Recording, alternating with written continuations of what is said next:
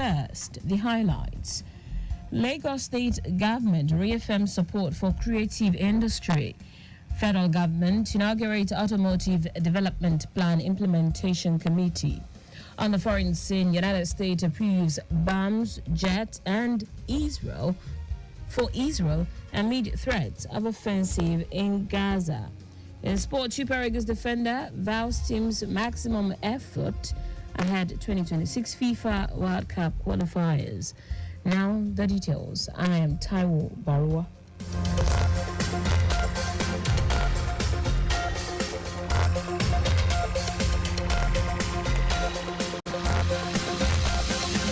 Lagos State government has reiterated its commitment to the creative sector. Speaking at an event to commemorate the 2024 annual World Theatre Day in Ikoyi, Special Advisor to the Governor on Tourism, Arts and Culture, Idris Aregbe, reassured of the Governor Babajide Sanwo-Olu's administration continuous support to practitioners in the creative industry in view of their transformational roles in the society. It said the day is observed to showcase the vibrancy and significance of the theatrical arts. Aregbe highlighted the importance of the World Theatre Day celebration, emphasizing its role in spotlighting the contributions of theatre to entertain and the societal change. He commended the objectives of the day, which include drawing attention to various art forms globally and providing a platform for theatrical groups to showcase their work. Highlight of the day was the Lagos Council for Art and Culture troupe showcasing a playlet titled Oshodi, projecting Oshodi as a place of movement, prosperity, and adversity. The entertaining playlet also celebrated the transportation system of Danfo, among many other theatrical performances. The special advisor to the Lagos State Governor on Housing, Barakat Odunuga Bakari, has made a case for gender equality and the promotion of women's inclusion in the real estate sector. While speaking on the Female Lawyers in Real Estate Parties Fairly Rep webinar, Odunuga Bakari emphasized the importance of collaboration among stakeholders to create an inclusive and equitable real estate ecosystem for all. She said the state government is determined to achieve a society where women are not just participants but leaders in the real estate sector to help build a future where women thrive in the world of real estate and advocate for their housing policies to promote female representation in leadership roles within the industry. Lagos State Domestic and Sexual Violence Agency, the SVA, has taken its sensitization campaigns to Ifakoijai LCDA communities to propagate the non-relenting message for fight against sexual and gender-based violence (SGBV) in the state. The executive secretary of the agency, Titila Vivadini, said the state will constantly reinforce the fight against SGBV in Lagos through continual awareness and education of residents. Also speaking, the representative of the HOD of the Community Engagement Department in the agency, Adetong Otombo, listed different forms of SGBV and most importantly the need for members of the Community Development Associations to report cases of SGBV as stakeholders and leaders in their different communities, noting that the fight against the menace is a collective one. She stressed the need to report any SGBV grievances through the agency's toll-free line 08000333333 for prompt response and activation of a referral pathway. Now to the rest of the stories. The federal government has inaugurated the Nigerian Automotive Industry Development Plan, NAIDP Implementation Committee.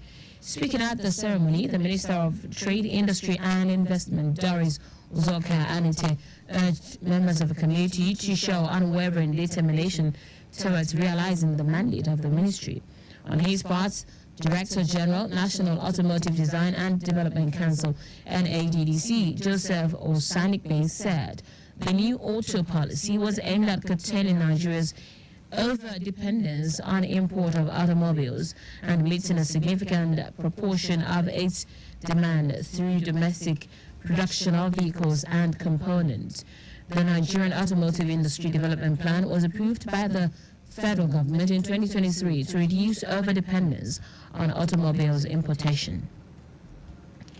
The Anambra State Police Command has recovered 6 improvised explosive devices, 2 walkie-talkies, as well as a substantial amount of food items in an insurgents camp in the state. Police Public Relations Officer Tochukwu Ikenga in a statement says operatives identified and destroyed camps used by the insurgents to launch attacks within the command. According to him, the recovery followed the hunt for gunmen who attacked 2 police stations at Abu in Orumba North and Neni in Anaucha local government area 2 weeks ago. He explained that the operatives had previously destroyed 2 camps, one in Ogunka, Orumba South, and Achala, Oka North local government areas. Meanwhile, the Commissioner of Police, Adiremi Adeoye, has given assurance to residents of the area of safety of lives and property. In foreign news now, the United States has approved the transfer of billions of dollars worth of bombs and fighter jets to Israel, even as it publicly expresses concern about the long-threatened Israeli invasion of Gaza's Rafah and the rising civilian casualties in the enclave. According to Pentagon and Department of State officials, the new arms package includes more than 1,800 Mk-84, 2,000-pound bomb, and 500 Mk-82 5-pound bomb.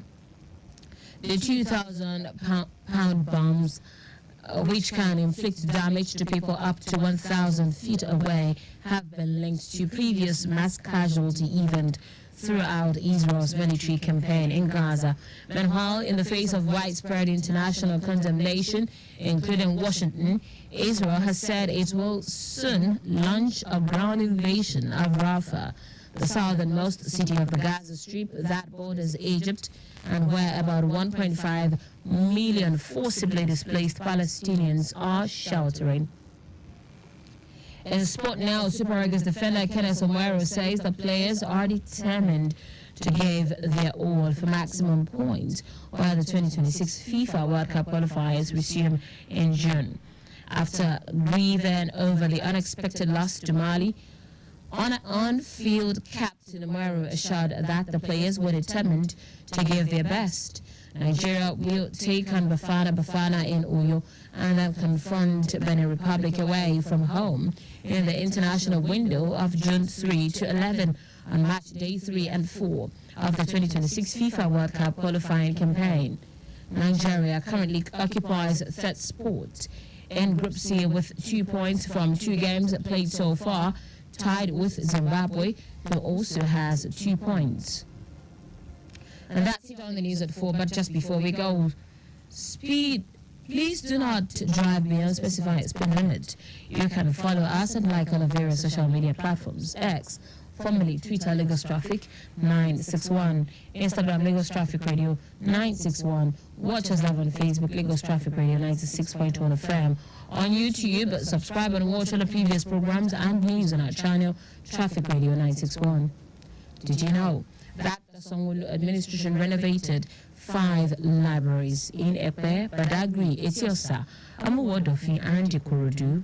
You can get more details on the Lagos State Government website.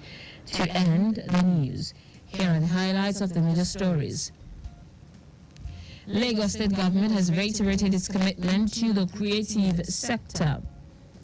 The federal government has inaugurated the Nigerian Automotive Industry Development Plan, NAIDP, Implementation Committee. We also told you that the United States has approved the transfer of billions of dollars worth of bombs and fighter jets to Israel, even as it publicly expresses concern about the long-threatened Israeli invasion of Gaza's Rafah and the rising civilian casualties in the enclave. And finally, sports Super Eagles defender Kenneth Omero said the players are determined to give their all for maximum point when the 2026 FIFA World Cup qualifiers resume in June. For contact with the newsroom, send a message to info@trafficradio961.ng. That ends the news broadcast compiled by Adesua Ejoyoka. I am Taiwo Baruwa. Thank you for listening. Good afternoon.